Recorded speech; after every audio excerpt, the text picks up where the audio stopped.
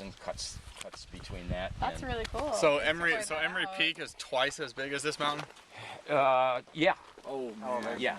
But here's what I want That's gonna be a tough one. Wait, so that's Emery Peak that you think about. In between, like this big hump. Willow Mountain is a great example of vertical striation. So you look over there, and most people, the very first optical impression you get, besides the fact that, well, it's sticking up in the air, but a vertical, there's something vertical going on over there if you look at the physicality of the geology itself, all right? The igneous and the sedimentary. What you're looking at over here, and I'm drawing your attention to these dunes over here with colorations in them. The generic term when we have colorations appearing like this is called Spanish skirts. But what you're actually looking at, and almost anywhere around here when you see what kind of looks like sand dunes, more often than not, what you're looking at is something called tuff, T-U-F-F. It's tufaceous ash. Basically, it's volcanic ash. So not all the mountains were intrusive. We did have places where the magma certainly plants out here that are called opportunistic, in that it gets rained on, and if they're in decent enough soil, they will bloom, they will go full kerbang multiple times in the year. This guy right here will at least 5 times a year be totally covered with green leaves.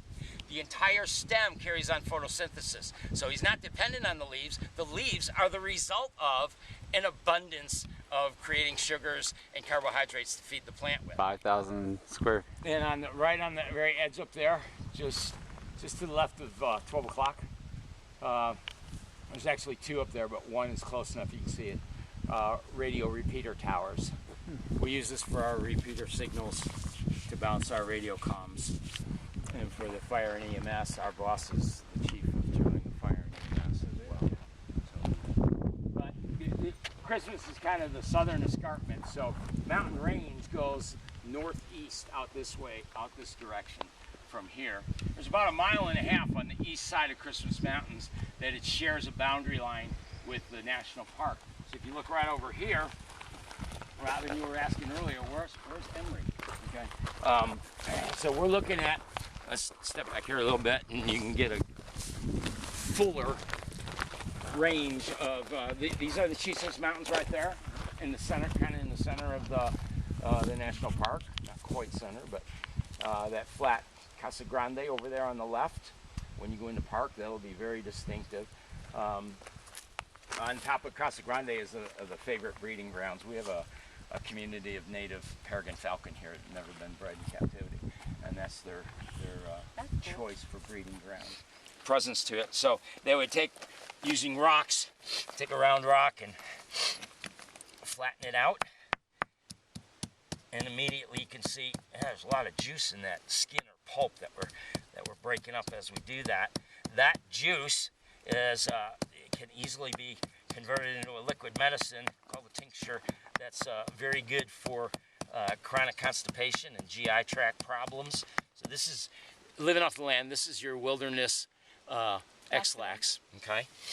And so they would flatten that out and then take a rock with a sharper edge on it, like a scraper, or one that they had honed for that, and they're scraping all this pulp, this outer skin off. They were, I'm sure, very proficient at doing it quickly without losing the fiber, but that's what they're doing. They're harvesting fiber, and I just want to do this enough to give you this ability to see how densely filled this is with fibers, and that's what they're using this lechuguilla for. They're harvesting all these fibers, and that's what they're doing, making all their baskets and mats and clothes and ropes. Talk about labor intensive. So you take all that skin off, and these guys get to be about 28 inches tall. Okay, this is a little one here, but if you take all the skin off, you're left with freestanding, just a mass of this very strong tensile strength, very strong fiber, and that they depended on more than anything else. But well, ropes. So then you braid it together, and you tie the ends together to get a long enough section to be valid as a rope. This is one I took most of the skin off, but you can see, and this is way dried out. This is several seasons old, but it's very strong. But the other thing is,